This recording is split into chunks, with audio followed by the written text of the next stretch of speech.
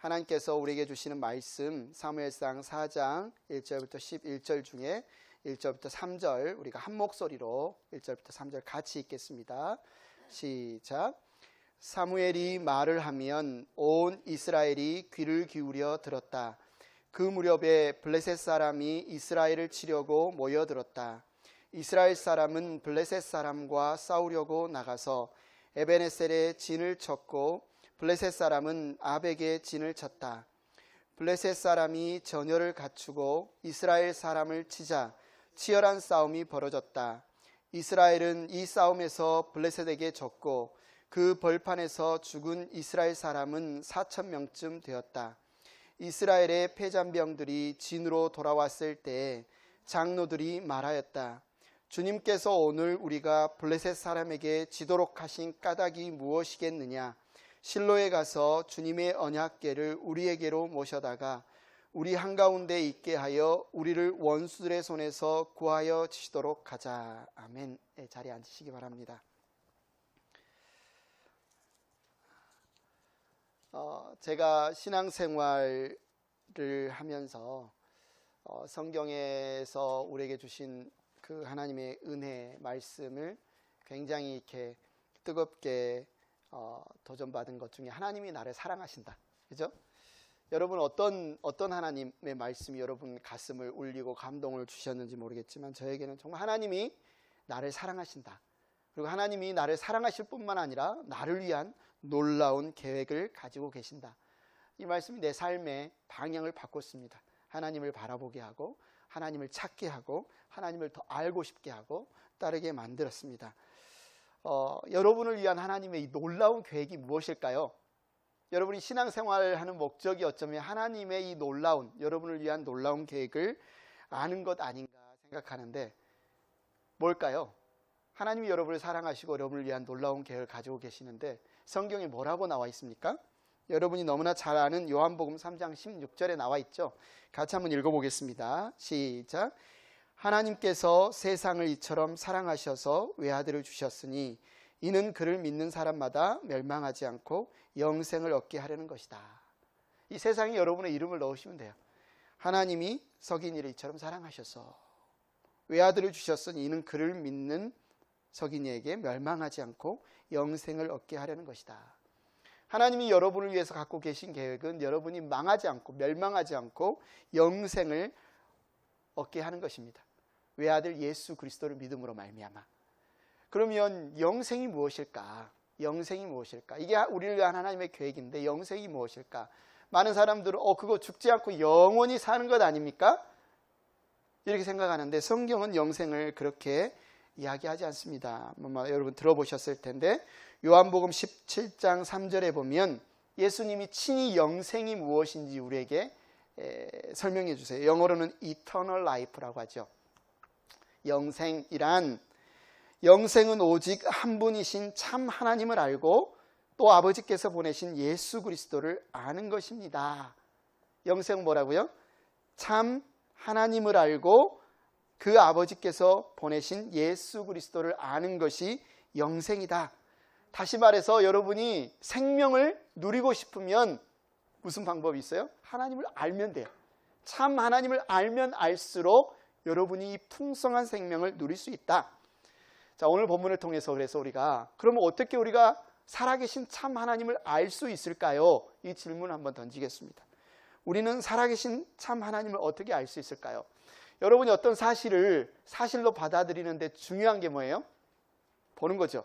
제가 보니까 우리 박영민 집사님 왼쪽에 앉아있고 우리 신상인 권사님 오른쪽에 앉아있고 우리가 보는 것, 행복한 교회 예배는 어떨까? 어떻게 해야 돼요? 참여해 봐야죠. 그냥 그렇다더라 듣는 거 가지고 충분하지 않죠. 보고 직접 경험하는 것. 그래서 어떤 사람들이 어떤 사실을 확인하기 위해서 내 눈으로 보기 전에는 믿지 못하겠다 이런 말을 하잖아요. 그러면서도 보고도 못 믿는 사람이 있어요. 보고도 못 믿겠는데 너무 믿어지지 않으면 눈으로 확인했는데 경험했는데도 정말 이게 안 믿어지네 이럴 때도 있지만 실제로 우리의 눈으로 보는 것, 실제로 그것을 경험해 보는 것이 그냥 논리적으로 설명하는 것보다 훨씬 인간에게 우리에게 중요합니다. 한마디로 눈으로 보는 것, 우리가 어떤 육감으로 오감으로 느끼는 것이 우리의 삶에 굉장히 큰 영향을 미치죠. 그런데 문제는 뭐냐면 하나님은 영이세요. 다른 말로 하나님은 우리 눈에 보여요, 안 보여요? 안 보여요. 이게 우리의 문제죠.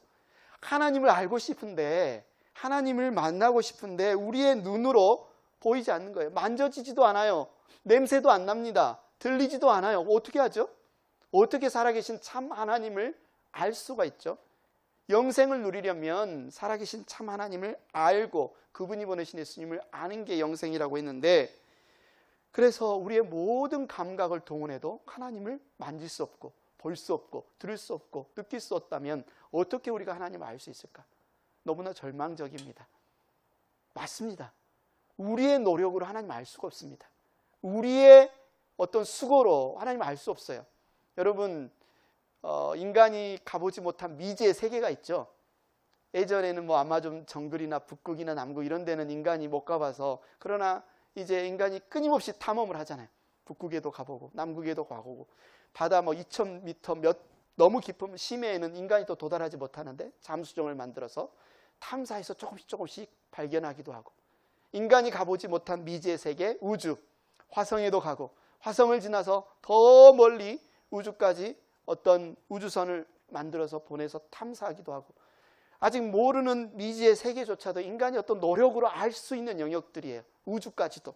그런데 인간의 노력으로 도저히 알 수 없는 영역이 있다면 하나님이라는 거죠. 그분은 영이시기 때문에 인간의 지혜로, 인간의 노력으로, 우리의 어떤 수고로 알 수가 없다.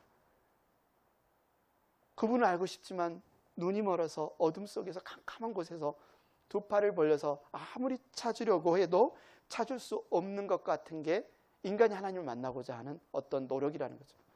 그러나 너무너무 감사하게도 우리가 하나님을 알 수 있게 되었어요. 그 이유는 뭐예요? 하나님이 우리를 찾아와 주셨기 때문에.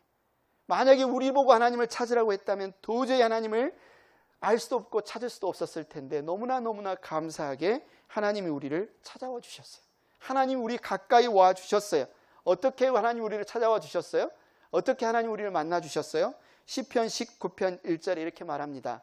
하늘은 하나님의 영광을 드러내고 창공은 그의 솜씨를 알려준다. 이게 무슨 말입니까? 로마서 1장 20절에 보니까 이 세상 창조 때로부터 하나님의 보이지 않는 속성, 곧 그분의 영원하신 능력과 신성은, 하나님이 누구시지? 하나님이 어떤 분이시지? 하나님이 어떤 성품을 가지신 분일까? 이거를 어디에 담아두신 거예요? 사람, 그 지으신 만물을 통해 사람이 알 수 있게 해두셨다는 거예요. 야, 이 아름다운 노을을 만드신 그분의 예술적인 감각, 정말 계절에 맞게 우리에게 먹을 것을 주고 따뜻한 햇볕을 주고 우리를 공급하시는 그분의 자비로우심, 이 세상 만물, 하늘을 보고 별을 보고 달을 보고 먹을 것을 보고 과일을 보고 하나님이 지으신 만물을 보고서 우리가 하나님의 성품, 하나님의 속성을 깨닫게 하셨다. 그러므로 사람은 핑계댈 수가 없다. 이렇게 로마서는 이야기를 하죠. 한마디로 하나님이 만드신 모든 것이 하나님이 어떤 분이신가를 우리에게 말해준다는 거예요. 그런데 이게 전부가 아닙니다. 히브리서 1장 1절에 보니까 하나님은 자신에 대해서 우리를 찾아오셔서 우리에게 가까이 오셔서 자신이 누구신지 더 다양한 방법으로 우리에게 말씀하셨다. 히브리서 1장 1절 이렇게 말합니다. 하나님께서 옛날에는 예언자들을 통하여 여러 번에 걸쳐 여러 가지 방법으로 우리 조상에게 말씀하셨으나, 어떻게 말씀하세요? 여러분 성경 읽어보셨죠? 이 성경은 하나님의 기록된 말씀입니다. 하나님이 그분의 백성들에게 여러 가지 말씀을 다 하셨는데 그 중에서도 기록한 말씀이 이 성경이죠. 기록되지 않은 성경 말씀도 있어요. 이 성경을 통해서 우리는 하나님이 누구신지, 하나님이 우리를 향한 어떤 계획을 갖고 계신지 알 수 있습니다. 또 성경에 나온 어떤 인물들은 꿈을 꿔요. 꿈속에서 하나님의 말씀을 듣습니다. 어떤 사람은 환상을 봐요. 환상을 통해서 하나님이 누구신지를 듣습니다. 어떤 사람들은 기적을 경험해요. 홍해가 갈라지고 동풍이 불어서 그 마른 땅을 건너고 그들을 쫓아오던 이집트의 병거가 물속에 수장되는 것을 보면서, 야, 하나님이 이런 분이시구나. 기적을 통해서 하늘에서 내리는 만나를 먹기도 하고, 그들은 하나님이 누구신지를 보게 됩니다. 또 구약에는 하나님이 내가 너희를 만나주겠다. 너희가 이곳으로 오면 너희가 이곳에서 나를 구하면 내가 너희를 만나주겠다. 그런 장소를 만들어 주셨어요. 성막. 이 성막이 나중에 성전이 되죠. 이렇게 우리의 힘으로 알 수 없는 하나님께서 우리에게 자신을 알게 해주시는 것, 이것을 한마디로 은혜라고 할 수 있습니다. 우리가 지난주 수요일 날 우리가 어떻게 하나님을 믿게 됐을까요? 한 사람 한 사람한테 여쭤봤더니 대부분의 우리 집사님 성도님들이 은혜입니다, 하나님의 선물입니다, 이렇게 고백해요. 우리가 하나님을 알고 믿게 된 것은 하나님의 은혜입니다. 한마디로 이 모든 하늘의 해도 은혜고요, 달도 은혜고요, 우리가 숨 쉬는 것도 은혜고요, 이 땅에 태어난 것도 은혜고, 우리가 또 어떤 사람을 만나서 예수님에 대해서, 성경에 대해서 들은 것도 은혜고, 또 이곳에 와서 예배 드릴 수 있고, 또 여러분이 겪게 되는 고난, 기쁜 일, 슬픈 일, 여러분 수많은 사람들과의 관계, 이 모든 것들이 다 은혜라는 거죠.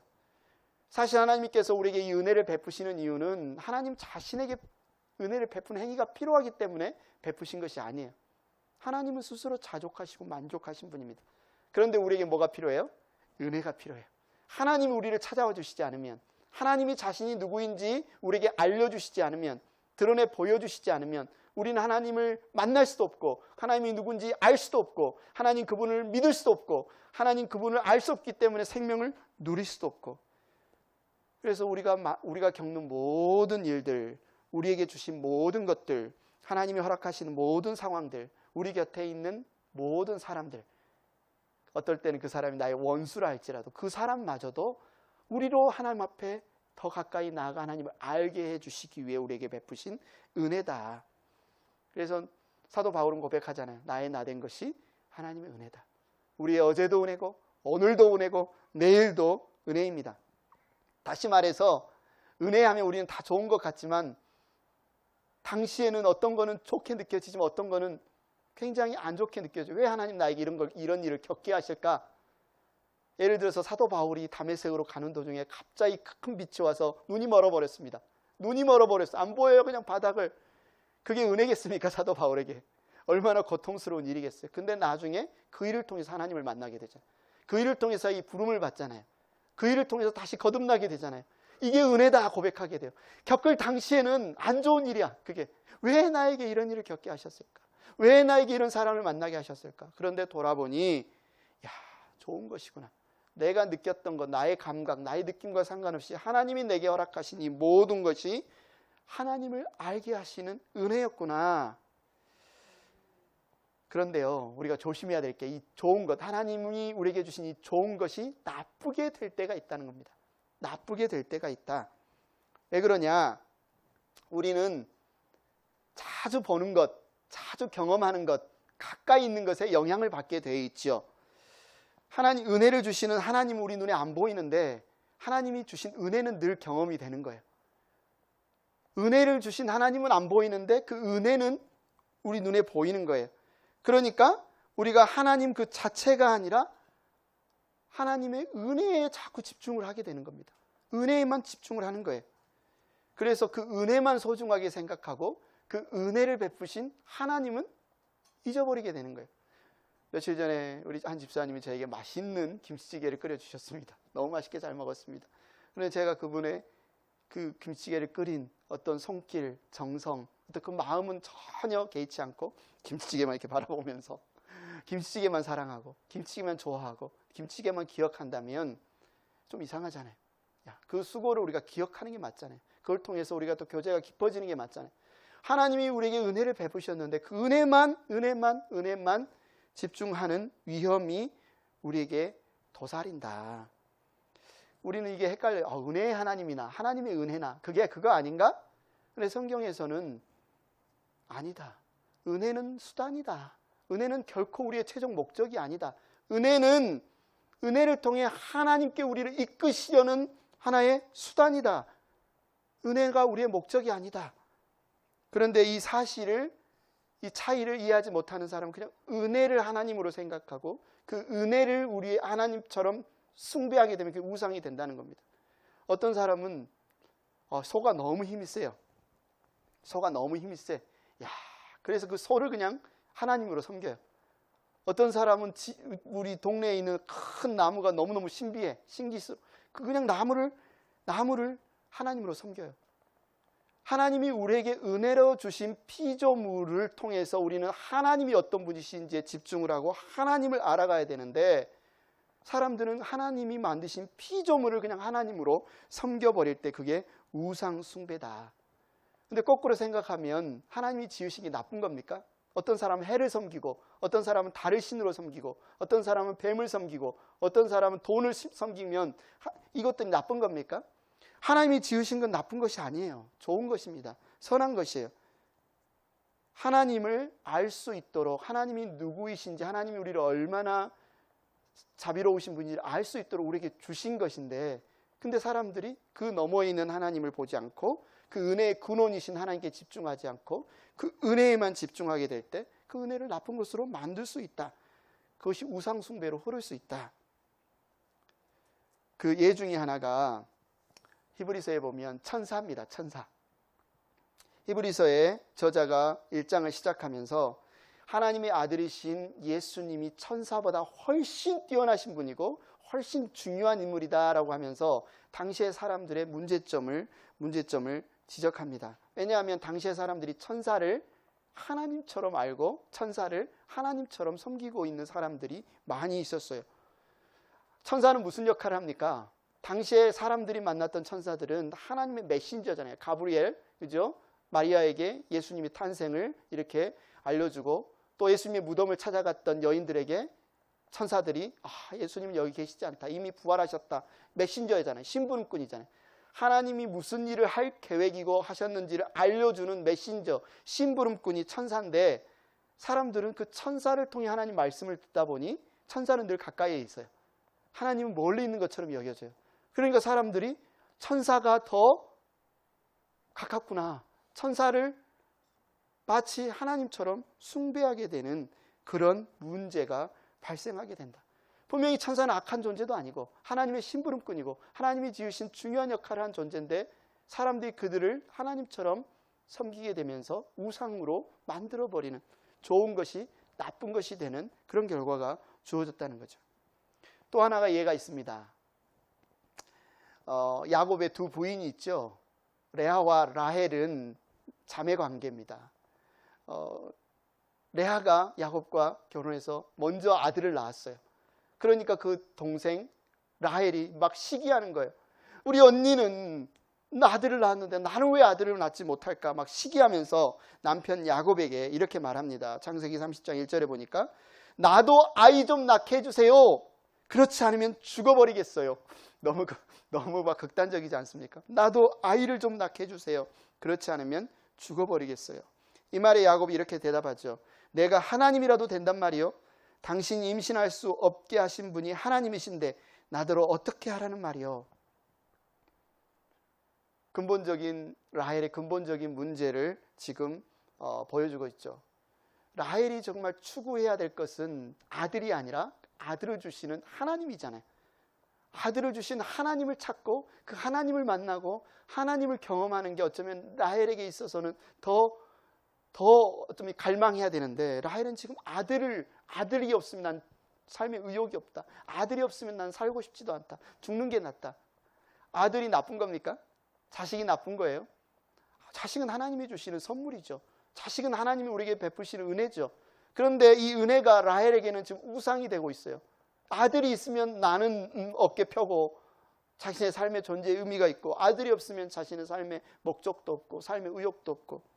분명히 하나님이 주신 은혜로 주신 자식이 라헬에게는 좋은 것을 주셨는데 라헬에게는 이게 나쁜 것이 되는 예. 우리 인생에 하나님이 주신 많은 것들이 그 은혜에만 우리가 머물게 되면, 그것만을 구하게 되면 어쩌면 그게 우상처럼 우리가 섬기게 될 수 있다. 오늘 이야기 여러분이 이제 1절부터 3절을 읽었고 사실 11절까지 본문인데요. 오늘 본문에 이스라엘에게 하나님이 주신 은혜로 주신 언약궤가 우상이 되는 사건이 발생합니다. 언약궤를 하나님처럼 섬기는 일이 발생해요. 사람들이 하나님이 은혜로 베푸신 이 은혜를 어떻게 우상으로 섬기게 되면서 죄에 빠지게 되는지 오늘 사건을 통해서 우리가 알 수가 있죠. 이스라엘은 블레셋과 지금 전쟁을 벌이고 있습니다. 블레셋은 사사기 이후에 자주 등장하는 민족이에요. 삼손과 여러 가지 싸움 아시잖아요. 그죠? 블레셋이 끊임없이 이스라엘을 괴롭혀요. 블레셋은 굉장히 군사력이 강한 나라입니다. 뭐 병거들도 많고요. 여러 가지 무기들도 굉장히 좋은 나라예요. 수없이 이스라엘과 많은 싸움을 했어요. 그런데 하필이면 오늘 사무엘상 4장에 나와 있는 이 전쟁 이야기를 왜 사무엘상에 기록했을까? 많은 전투 중에 분명히 오늘 전투에 일어난 어떤 사건이 우리의 신앙에 굉장히 중요한 의미가 있기 때문에 이 전쟁을 기록하고 있어요. 첫 번째 전투에서 이스라엘이 처참하게 패배합니다. 몇 명의 군인이 싸우러 나가는지 모르겠지만 첫 번째 전쟁에서 4,000명이 전사를 해요. 적은 숫자가 아니에요. 이스라엘 군 4,000명이 전사하고 나머지 패잔병들이 자신의 이스라엘 진지로 돌아오자 이스라엘의 장로들, 리더들이 이렇게 이야기를 합니다. 주님께서 오늘 우리가 블레셋에게 지도록 하신 까닭이 무엇이겠느냐? 전투를 했어요. 전쟁에 졌어요. 4,000명이 죽었어요. 패잔병이 돌아왔어요.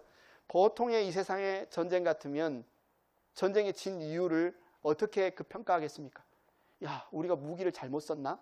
우리가 군사 전술이 좀 잘못됐나?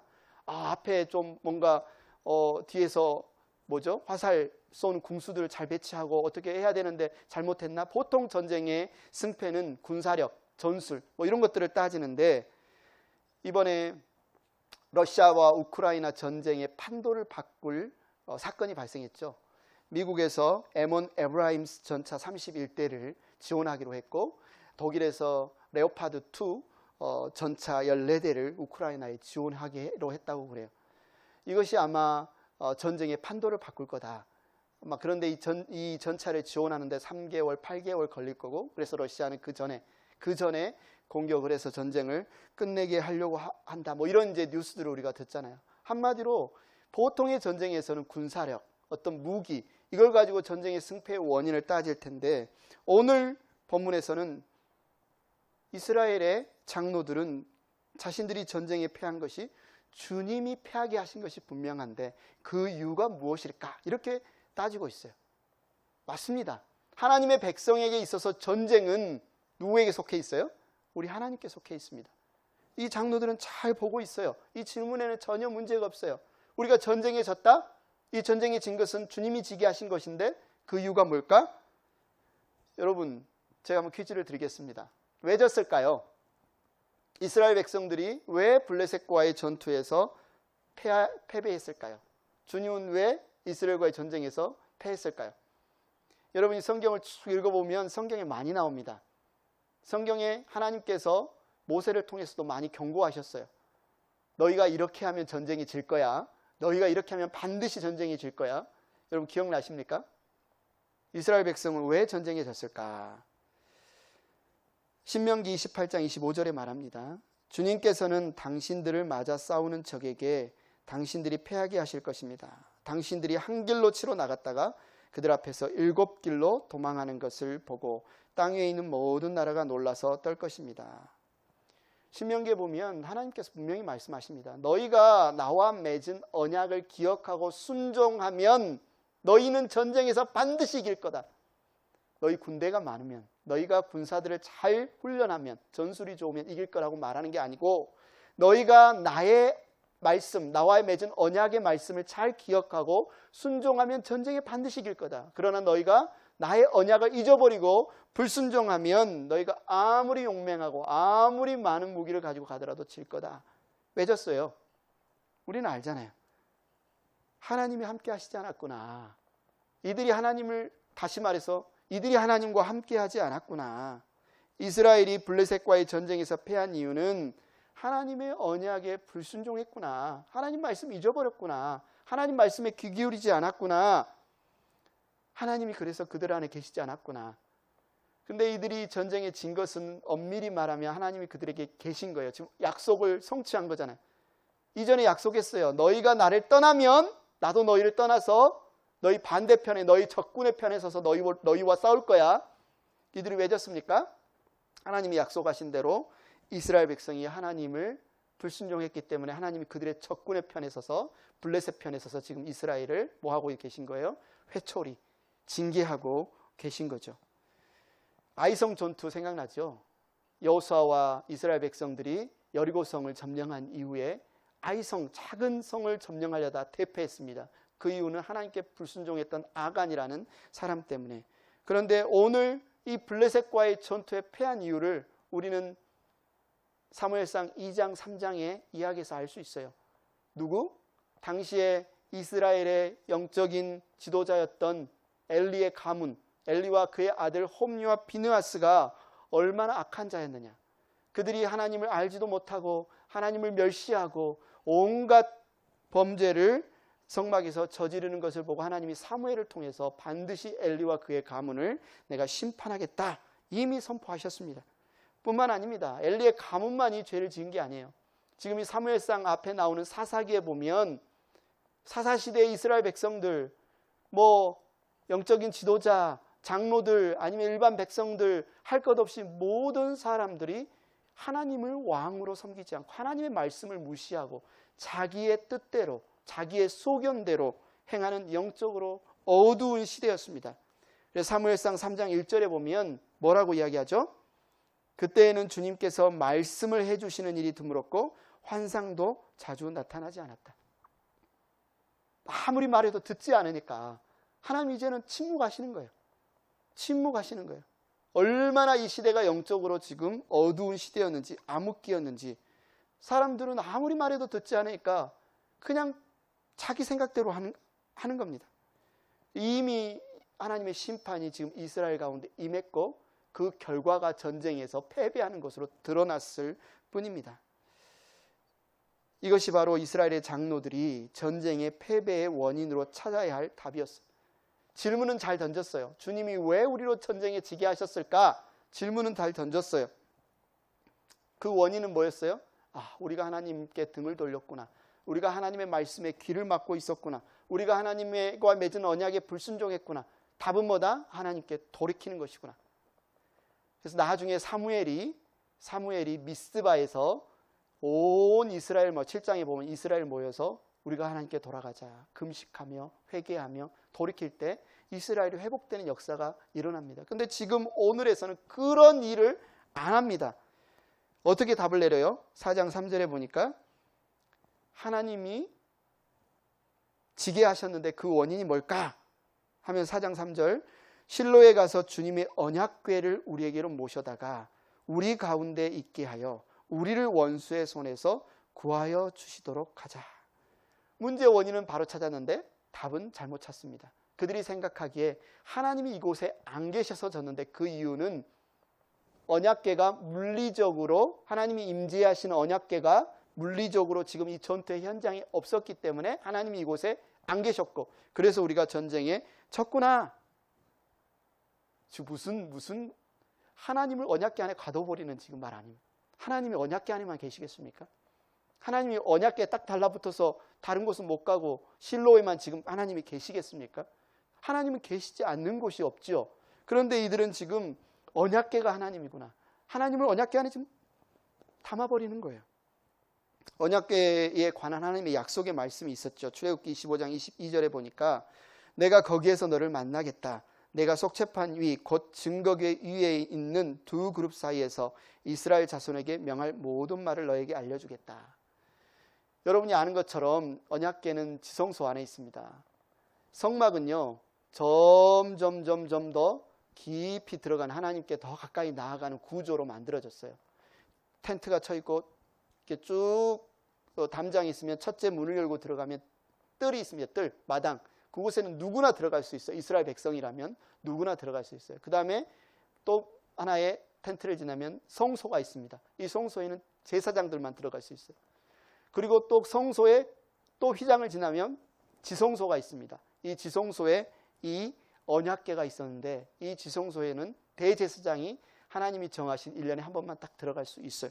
그곳에 하나님이 지성소에 이 언약궤를 마련해 놓고 이곳에서 내가 너희를 만나겠다 이렇게 약속했어요. 언약궤 안에 뭐가 들어있습니까?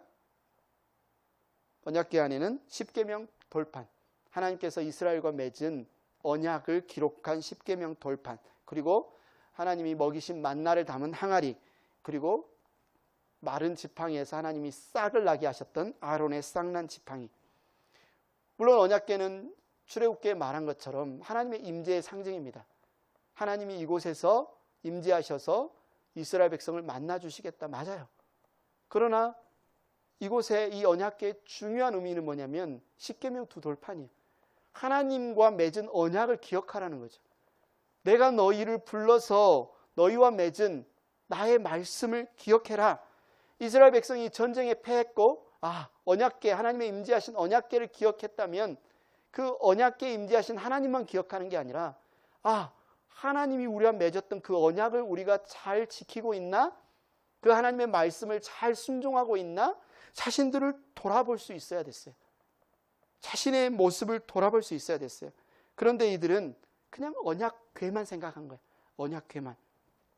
영화에서 나오는 것처럼 언약궤 자체가 무슨 신령한 게 아닙니다. 언약궤에서 무슨 막 레이저 광선이 나와서 언약궤를 막 비추면 막 적들이 우수수 무너지고 한 어떤 신령한 물건이 아니에요.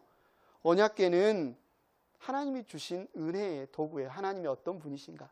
우리의 언약을 맺어주신, 약속의 말씀을 주신 십계명을 보면서, 또 만나 항아리를 보면서 하나님 우리를 먹이시는 하나님, 또 쌍난 지팡이를 보면서 하나님의 일꾼들을 구별하여 세우신 하나님, 이런 하나님을 볼 수 있는 은혜의 도구일 뿐이지, 언약궤가 있으면 전쟁이 이기고 언약궤가 없으면 전쟁이 지고, 이스라엘 백성들은 이 언약궤가 아니라 언약궤가 가리키고 있는 지금 하나님을 보고 하나님께 돌이켜야 되는데 그 하나님은 안 봐요. 언약궤가 무기예요. 언약궤가 원자폭탄이에요. 지금 핵이에요. 언약궤만 있으면 적들을 싹 쓸어버릴 수 있겠구나. 한마디로 부적 같은 존재로 언약궤를 지금 전락시키고 있습니다. 언약궤만 가져온다면 우리는 반드시 이기겠다. 하나님을 지금 조종하려고 하고 있어요. 언약궤 안에 하나님을 가둬놓고 내가 언약궤 이곳에 있으면 하나님 이곳에 있어야 됩니다. 언약궤를 실로에 갖다 놓으면 하나님 그곳에 있어야 됩니다. 그리고 그걸 이제 전장에 왔으니까 하나님 반드시 이곳에 따라오셔야 됩니다.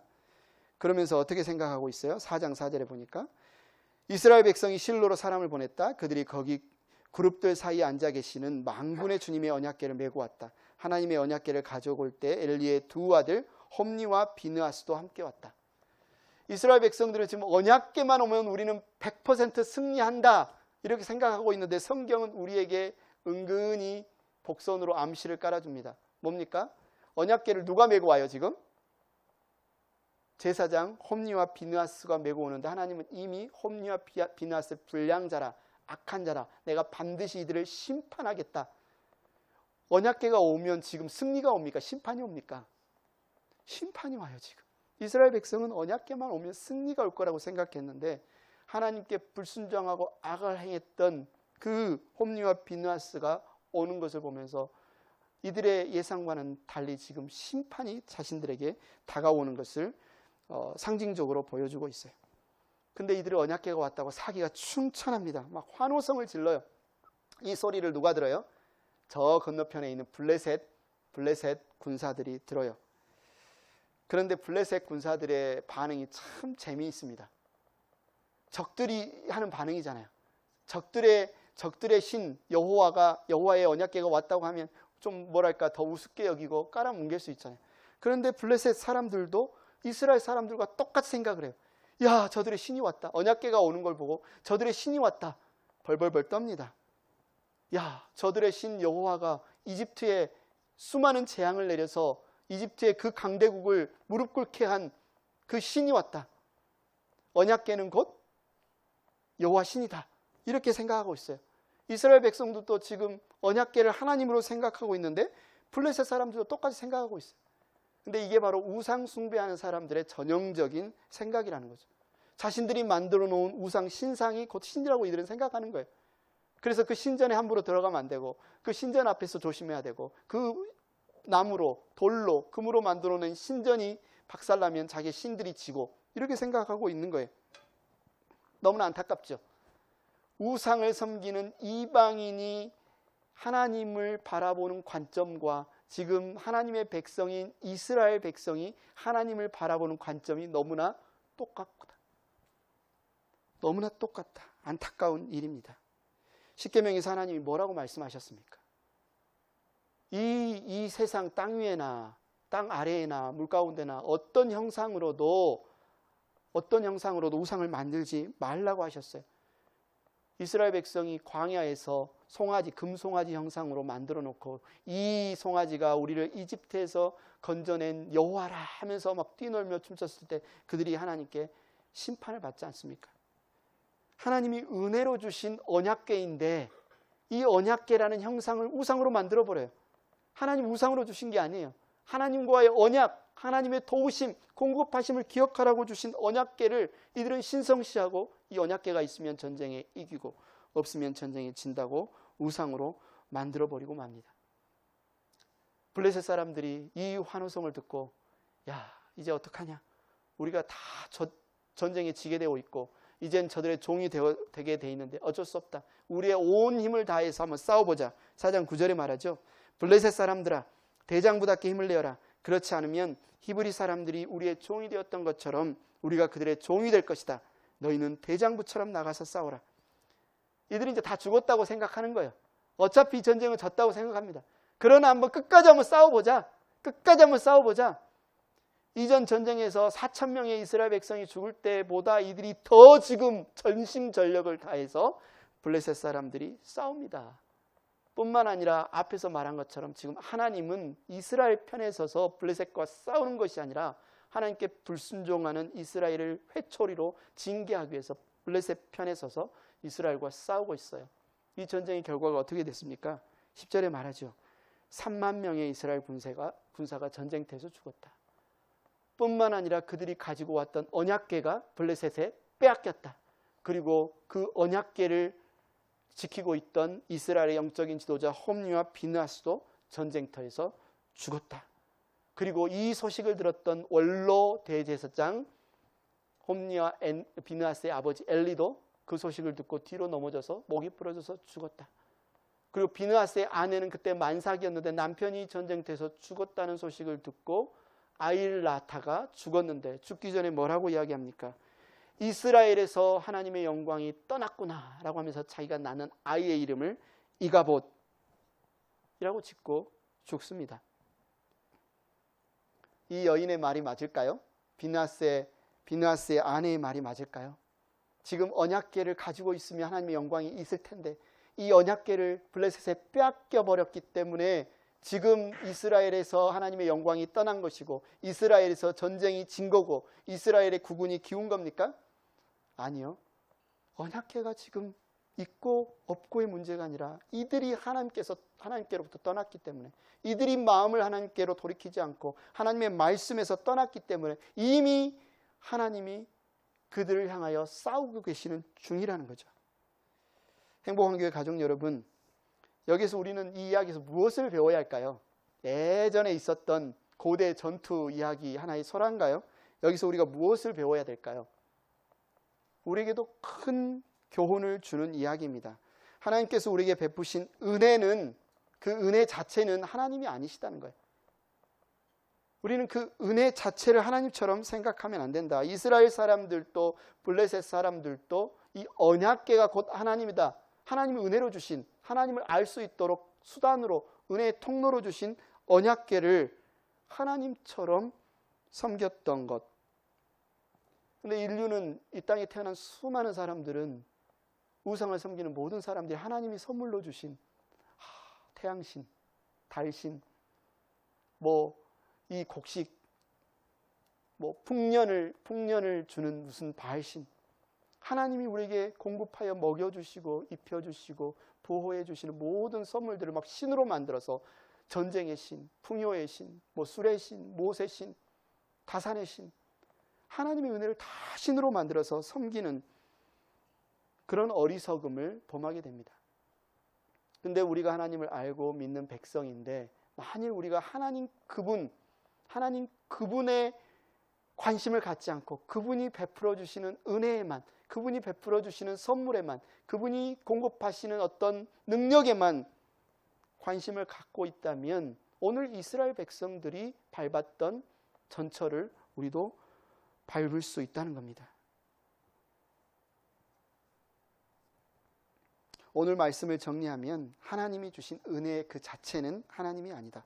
그것은 도구다. 그것은 도구다. 무슨 도구다? 하나님을 찾게 하는 도구다. 하나님을 만나게 하는 도구다. 우리가 지금 당장 느끼기에 어떤 사람, 어떤 사건, 어떤 일이 부정적이든 긍정적이든 그 일들을 통해서 우리는 그 자리에 머무는 게 아니라 하나님 그분을 더 알기를 원해야 됩니다. 하나님 그분을 더 사랑하기를 원해야 됩니다. 그것이 하나님이 우리에게 은혜를 베푸신 목적입니다.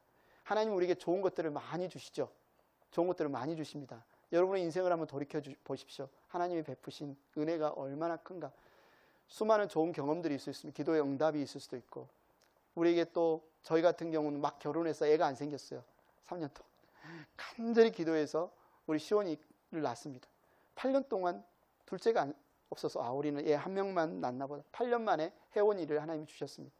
얼마나 좋습니까? 자녀 하나님이 주신 선물입니다. 좋은 것이죠. 그런데 만약 이것을, 하나님이 주신 이것을 우리가 이 선물에만 집중하게 되면 이게 우상이 된다는 거예요.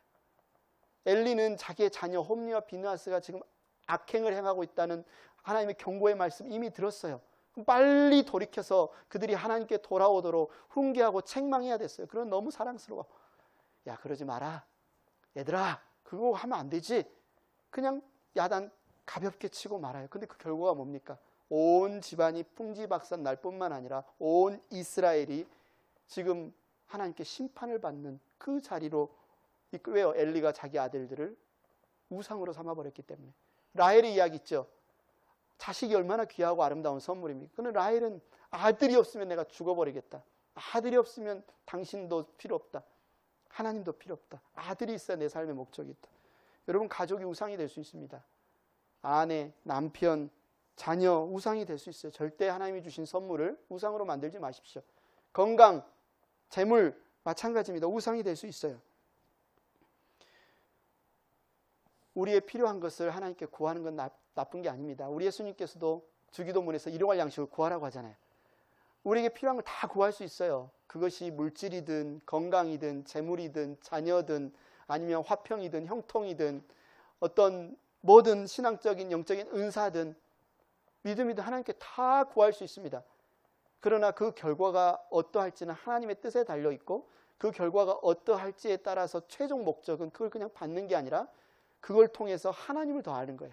하나님이 어떤 분이신지 하나님을 더 사랑하게 되는 것이 우리가 구하는 응답의 결과여야 돼요. 야, 내가 이렇게 구했는데 이걸 주셨고 안 주셨고, 하나님은 이런 분이시다라고 평가해서는 안 됩니다. 여러분, 우리가 오늘 교회 예배를 드리러 왔습니다. 너무 귀하죠. 오늘 우리가 드리는 찬양, 우리가 드리는 예배, 그러나 이 예배 의식 자체가 우상이 될 수도 있어요. 어떤 사람들은 야, 주일날 예배 안 드리면 찜찜하지. 야, 예배 안 드려서 뭔가 좀 일이 안 풀리는 것 같은데. 예배를 하나의 우상으로 생각해요. 이 예배를 통해서 하나님께 나아가 하나님 그분을 알고 예배에 선포된 하나님 말씀을 듣고 화답해서 순종하는 게 중요한데, 어떤 사람 이걸 하나의 예배 드렸으니까 내 할 일을 다 했다. 개인의 경건 생활도 마찬가지입니다. 성경 읽기 우리가 많이 강조하죠. 112 기도, 매일 1시에 기도하자 많이 강조합니다.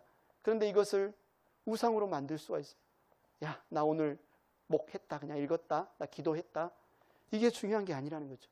1분을 기도하든 1분을 성경을 읽든 그걸 통해서 하나님을 알기를 원하고 하나님을 만나기를 원하고 하나님을 더 사랑하기를 원하는 그 결과가 나와요. 그냥 무엇을 했다가 우리의 신앙의 목표가 아니라는 겁니다.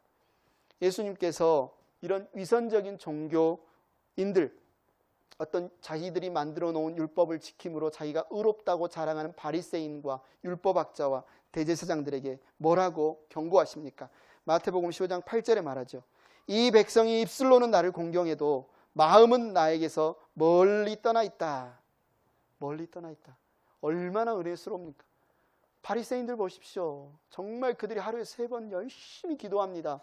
자신이 번 수익의 11조 철저히 하나님께 드립니다. 구제 열심히 합니다. 얼마나 삶의 모습에서 다른 사람들에게 본이 되려고 애쓰는지 모릅니다. 그런데 그들을 향해서 예수님이 뭐라고 하냐면 이 백성이 입술로는 나를 공경해도 마음이 나에게서 멀리 떠나 있다라고 이 독사의 자식들아, 회칠한 무덤아, 경고하셔요. 하나님이 주신 이 은혜의 수단을 통해서 하나님을 만나야 되는데, 내 마음이 하나님께 닿아야 되는데 그냥 그 은혜에만 머물게 될 때 하나님 우리를 책망하신다는 거죠. 우리의 눈에 보이는 봉사, 또 정말 유명한 목사님들, 어떤 책들, 그건 다 하나님 우리에게 주신 선물들이에요. 그러나 그 자체를 마치 하나님처럼 여기고 우리가 숭배하고 섬기게 된다면 하나님이 은혜로 주신 것, 이것들이 우리에게 우상이 될 수 있다. 우리는 하나님이 주신 은혜를 마음껏 누리고 충분히 누리고 사모하고 즐거워하지만 거기에서 머물러서는 안 됩니다. 그 다음인 그것을 주시는 하나님, 그리고 하나님이 그 모든 일들을 통해서 우리에게 뜻하신 하나님의 뜻이 무엇인지 찾으려고 애쓰고, 하나님이 지금 무슨 말씀을 하시는지 들으려고 애써야 되는 거죠. 행복한 교회 가족 여러분, 하나님이 주신 이 은혜, 하나님이 주신 선물을 우상으로 섬기지 마시기를 바랍니다. 이스라엘 백성들에게 언약궤가 나쁜 건가요? 이스라엘 백성들이 언약궤를 소중히 여기고 귀하게 여기는 게 나쁜 건가? 아니요. 하나님 주신 선물이에요. 하나님 주신 선물이에요.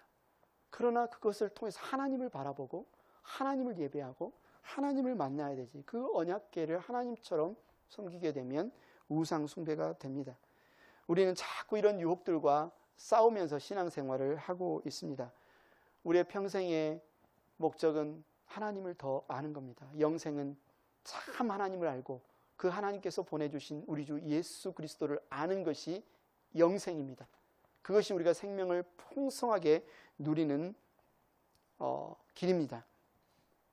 사랑하는 행복한 교회 여러분, 우리가 육신의 눈으로 하나님이 잘 안 보일 수 있어요. 때때로 잘 안 느껴질 수 있고, 그러나 하나님께서 주신 모든 것들을 통해서 하나님이 어떤 분이신지 우리에게 끊임없이 우리에게 가까이 다가오셔서 우리를 찾고 계실 때 여러분이 믿음으로 반응하고, 그래서 살아계신 인격체이신 하나님을 만나서 교제하는 여러분들 되기를 축원합니다. 이 시간 함께 모든 영광을 하나님께 찬양을 드리기를 원합니다. 저와 여러분의 삶의 목적이 정말 모든 영광을 하나님께 온 마음과 뜻 다해 주님을 사모할 수 있는 우리 행복한 교회 형제 자매들이 되었으면 좋겠습니다.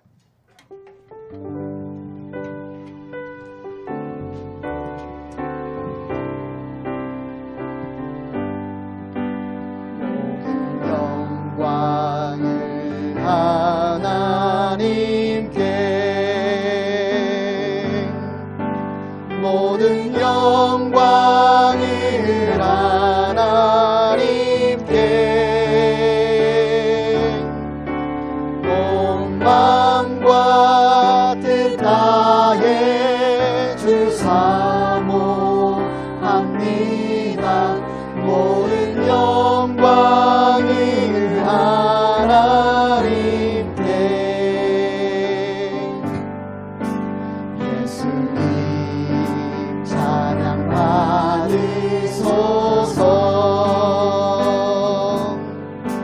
예수님 찬양 받으소서.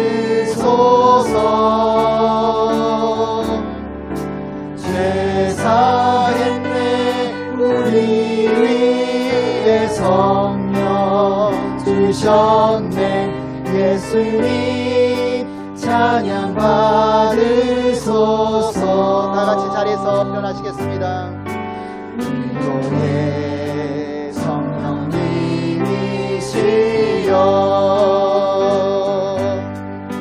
위로의 성령님이시여,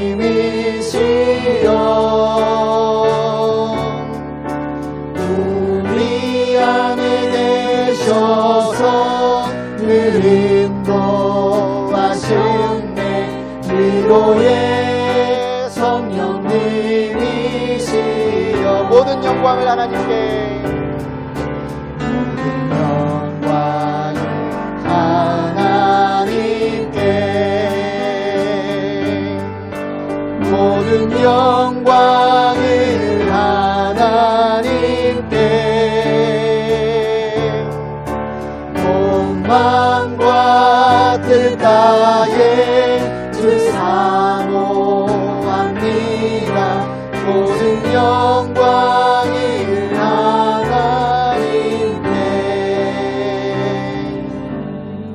이 시간 함께 봉헌드리겠습니다. 모든 영광을 하나님께 올려드립니다.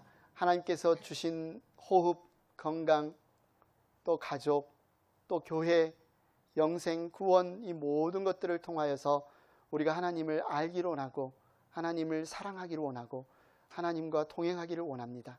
하나님, 이 시간 이 예물을 하나님께 올려드리고 이 예물이 쓰여지는 곳마다 하나님의 이 놀라우시고 아름다우신 역사가 우리의 일터와 우리의 가정과 교회에서 풍성하게 드러날 수 있도록 하나님 우리를 만나 주시옵소서. 우리를 보는 사람들마다 하나님을 보게 하여 주시고 우리를 보는 사람들마다 하나님의 사랑과 하나님의 살아계심을 볼 수 있도록 하나님 우리를 사용하여 주시옵소서. 하나님, 우리 형제자매들 가운데 육신의 연약함 가운데 있는 이들이 있습니다. 하나님 만져주시고 고쳐주시고 회복시켜주시고 낫게 하여 주시옵소서. 혹시 아직도 마음이 단단하게 굳어서 하나님께 손 내밀지 못하고 하나님이 가까이 와서 부르시는데도 마음의 문을 열지 못하고 있는 이들이 있다면 성령님 긍휼히 여겨주셔서 그들을 거듭나게 하여 주시고 우리 주 예수 그리스도의 피로 죄사함 얻게 하여 주시고 하나님 앞에 나와 하나님이 주시는 평화와 하나님이 주시는 안식 누릴 수 있도록 은혜 베풀어 주시옵소서. 감사합니다. 예수님의 이름으로 기도드렸습니다. 아멘.